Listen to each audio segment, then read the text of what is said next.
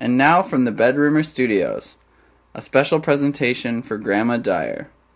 Tales of the Captain Duke, the Stowaway Debutante. Chapter 3, in which our hero acquires a new pilot. The girl stood smiling over her stash of goods.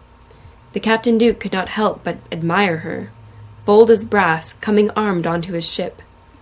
Nessa had gone pale as smoke at her failure to check the girl for weapons, and now her hand was ready at her sword.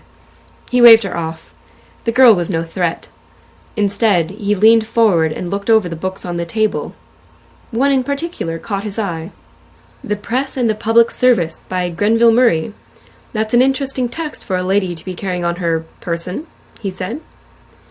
Really? I find questions on the modernization of diplomacy to be entirely relevant to one's education, Clara said.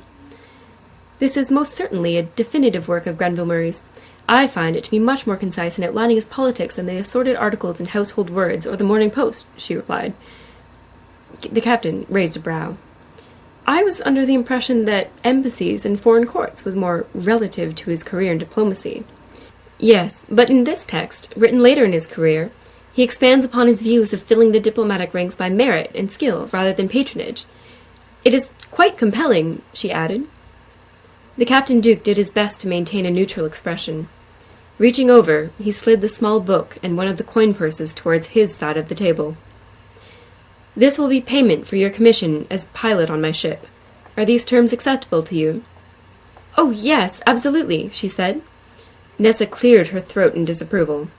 Yes, Captain, she corrected herself. Nessa will show you to your new duties. You are dismissed. He managed to keep a straight face while Clara attempted to replicate Nessa's smart salute. She quickly stuffed the remainder of her things into the satchels, including the shirt and breeches procured by Nessa. The two women left, with Clara following eagerly behind. Nessa glared at him, but spoke not a word as she shut the cabin door. Alone now, she sighed and reflected on the morning's strange turn of events. A new pilot, a rare text, a stowaway debutante. He hoped that he wouldn't regret his decision, but he trusted his gut, and his instincts told him that Clara could be a valuable asset to his crew. She was a queerly clever girl, and dauntless despite her apparent inexperience in the world. If she was as she seemed, he was certain she would prove to be quite capable. If she was false, however, he refused to complete the thought. He picked up the book and perused the first few pages. This was certainly a day of surprises. A knock at the door interrupted his study. Trick walked into the cabin. Captain, I have the inventory. He cleared the table, pulling a ledger from the shelves above his desk. We can add a text, a purse, and a pilot to the list of the goods cleared today. Which text, sir? I already have the pilot noted down. Trick smiled. The captain gave him a hard look. Pardon me for being eager. Miss Clara did save our lives today. I saw her tailing Nessa, and I figured she had found herself a pilot's commission. Well, I had to find something for her, and I doubt she would have taken to being left at the next port. Strange girl, that one. Indeed. Trick's eyes glittered for a moment before resuming their seriousness. Now, if you'll observe here, their inventory lists don't match up at all. Only 4 crates of grain in total, with about 20 extra sacks scattered about to keep up the illusion. The other 56 are filled with barrels of smuggled gunpowder, as far as we were able to ascertain. Did the captain name his client? The reasons for the covert transportation? No, sir. We checked the records, and the names are a dead end. All are listed under a John Smith at a false address. He claimed a clerical error at first, and then admitted that he took the cargo for twice the normal rate, for transportation with no questions asked. It's not one of ours, but what would the tradists need with smuggled powder? They control the imports already. Not for me to say, Captain. I'd recommend sending out a few subtle inquiries, see if it was any other's business that we weren't informed of. The widow might know. The widow, if you think it worthwhile, then I'll write to her, but I don't trust that woman. Meanwhile, what do you recommend for the tradist ship? I don't enjoy the idea of traveling with explosives. We needed that grain. We'll be targeting another shipment before we dock. I've set Robbie to it.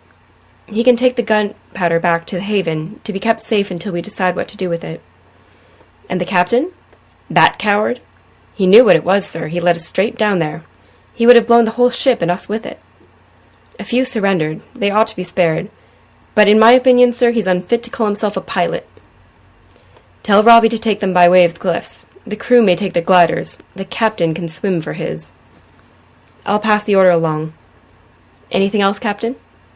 He considered the rest of the inventory list. The larder of the ship was especially well stocked. It looks like our coward might have spent some of his ill-gotten profits a little early. Leave some of the goose for Robbie and his boys. Bring the rest over. We'll have a feast tonight, officers and crew. Excellent idea, sir. A perfect way to welcome our new pilot. That is not... We already... He sighed. That is not my intention. We need to keep up morale for the next raid. None were lost today, but that could change. Yes, Captain, of course. I'll spread the word. Morale dinner, tonight. He turned to leave. And Trick? Captain? Perhaps some entertainment might contribute to morale. His smile grew even wider. I'll warm up the squeeze box, sir. The captain returned to updating the ledgers, noting down the name and year of the new book for his collection. After a moment, he added the source. Clara, pilot. July 25th, 1886.